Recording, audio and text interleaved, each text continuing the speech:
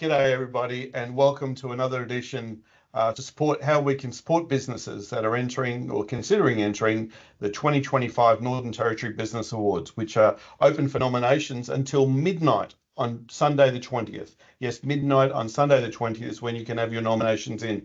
As we've talked about before, the nominations will take you between 1 and 2 hours. Sit down with a good cup of tea. Maybe you can do it in parts, and as you go through the nomination process, you're always able to save and come back to it. But it's always handy to take those questions and put them out on a piece of paper and work that up. The Northern Territory Export and Business Awards are hosted by the Chamber of Commerce, Northern Territory, in partnership with the Northern Territory Government. These awards recognise outstanding achievements of the Territory's local businesses and startups and individuals within a wide range of industries right across the Territory. Previous Business Excellence Award winners and Export Award winners have been going to the finals as different events. This year, we're bringing that together to make it easier for everyone and to make it an even better night. The award ceremony will be on October the 10th, and we'll be recognising the Territory's best businesses and individuals in their categories. We're agnostic of industry sector as such. So whether you're in tourism, you're in finance, whether you're in manufacturing, whether you're in maritime, these are the awards for you.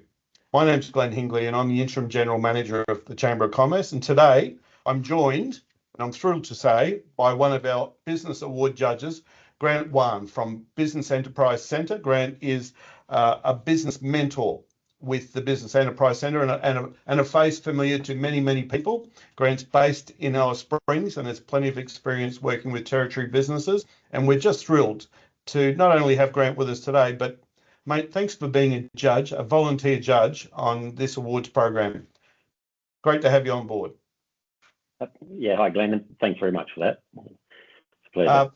So mate, today's format is I'm going to ask you some questions, and I'm really coming at this from the perspective of a business that's thinking about putting in their nomination, or they're doing their nomination and they're just looking for some tips from perspective of a judge and how we can really help businesses to put their best foot forward in their written application.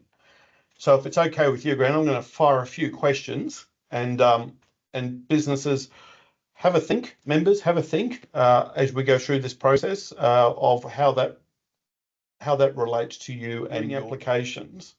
As a judge, what does strong business impact and community contribution look like to you? Sure, Glenn.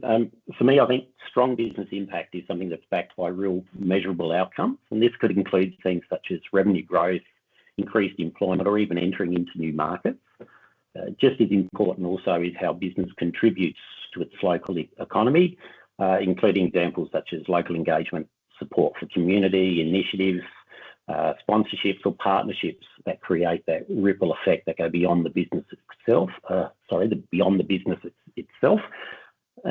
Maybe also it's your buy local or your employ local policy. So if you have a buy local employee policy in place, tell us about that as well. You know, it's not just what you've achieved financially, but how you've helped shape the Territory socially and economically. Yeah, right. So it's what you're doing for the broader business community, but also how you're giving back to community as well. Absolutely. Perfect. Rightio. Well, thanks, mate. That's a really good way to frame that.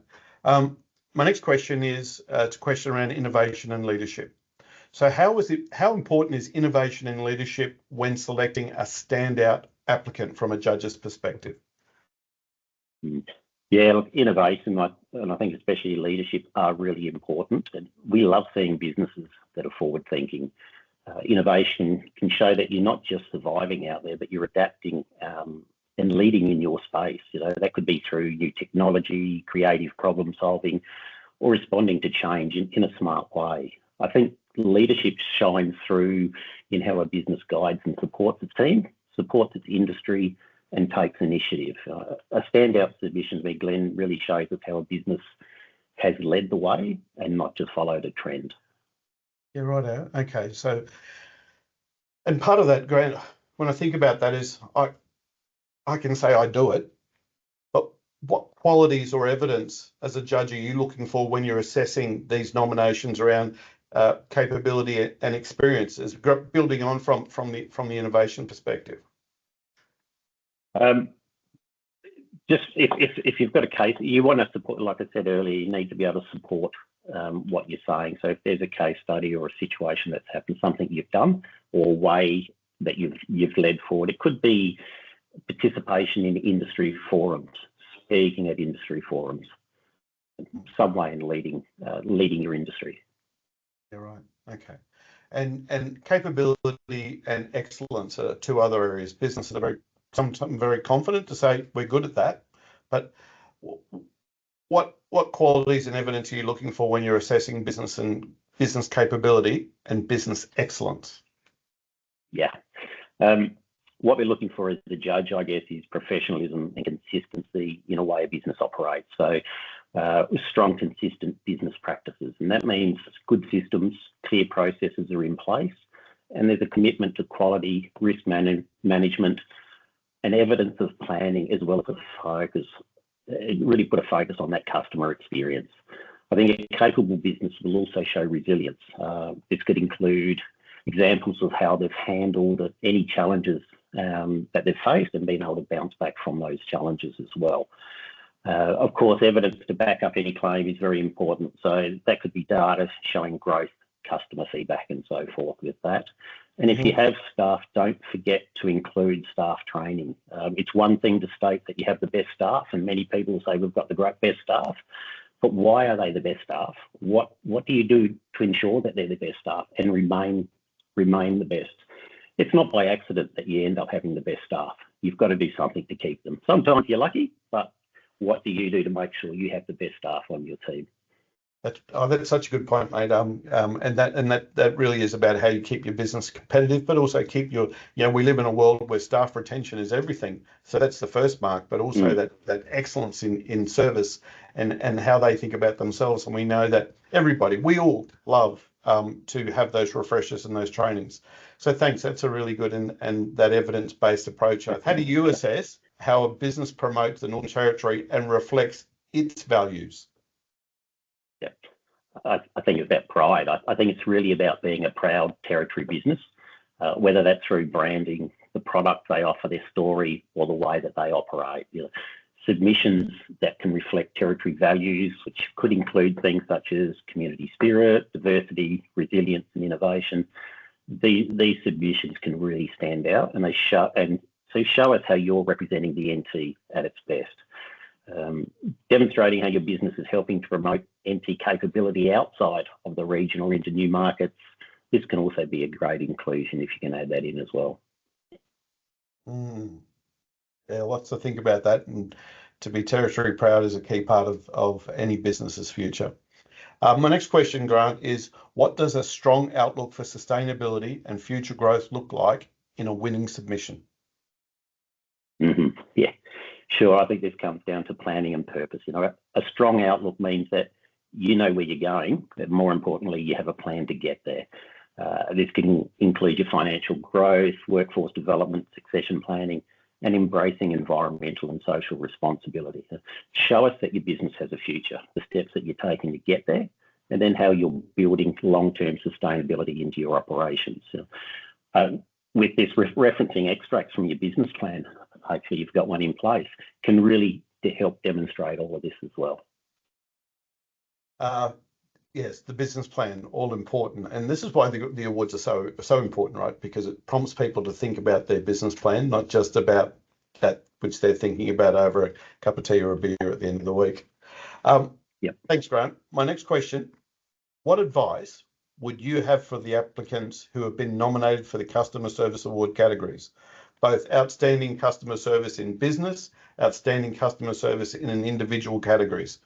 What are your thoughts on this? Yeah, firstly, what a great accolade this is in the first place to be nominated. So, look, my advice to anyone that is nominated is really don't be afraid or too humble to tell your story. It's a great accolade. Embrace it. Whether you're a team or that individual, show us how you've made a difference for your customers. Don't hold back. If you're doing something exceptional, let us know. We're looking for passion, consistency, and a genuine commitment to going above and beyond. Glen, I don't think it's really about being perfect. None of us are that, and we certainly know that. It's about being passionate, responsive, and genuinely committed to your customers. So my advice again, if you're nominated in these categories, really don't be afraid or too humble to tell your story. Be proud of it and embrace it. Right. Well, thank you very much, Grant. And that's been that's 6 hot tips from one of our wonderful judges for the Northern Territory Export and Business Awards. There's a lot of great little takeaways in that. And so thank you very much, Grant, for your time in this today. You're welcome. Thank you. Mate, are you okay? We might just do question 6 again, because I think we had a little bit of an internet fade in the first sentence, even though you ad-libbed at the end and it was awesome. I didn't want to pull you up. Kind of went Sure, do that again. But then I'll get Jolene to see which one she likes best. Grant, and finally, the last question is, what advice would you have for applicants who have been nominated for the Customer Service Award categories? This includes the Outstanding Customer Service in a Business and Outstanding Customer Service in an Individual categories. What are your thoughts? Yeah, look, first thoughts are what an amazing accolade this is, how great it is to be nominated. So my advice to anyone nominated here is really don't be afraid or don't be too humble to tell your story. It's a great accolade. Embrace this opportunity. Whether you're a team or an individual, show us how you've made a difference for your customers. Don't hold back. If you're doing something exceptional, let us know. We're looking for that passion and that consistency and that genuine commitment to going above and beyond. Glen, we know it's not about being perfect. None of us are perfect. We know we're not. It's really about being passionate, responsive, and genuinely committed to your customers. So my advice again here, if you're nominated in these categories, don't be afraid or too humble to tell your story. Be proud of this and embrace it. Awesome. Grant, thank you very much for your time today. Thanks for sharing those great insights as to what you as a judge, and I'm sure reflective of many other judges, are looking for in the responses to the categories. And my last comment would be to everyone, it doesn't matter what our judges know about your business. If it's not in your nomination, they can't judge it. They can't assess based upon, I know they're actually better than that. You need to really frame up what Grant's just said. Don't hold back. Be passionate. Make sure it's in your program. So, ladies and gentlemen, thank you very much for your time today. Grant, really appreciate your time. You've got a busy schedule, and for you to spend some time with us and giving us the perspective of the judges and what they're looking for, we really appreciate it. Thank you, mate. Thank you. And don't forget, the last date, everybody, for the get your nominations in is, of course, the 20th of July, which is a Sunday night, and it'll close at midnight. Thank you.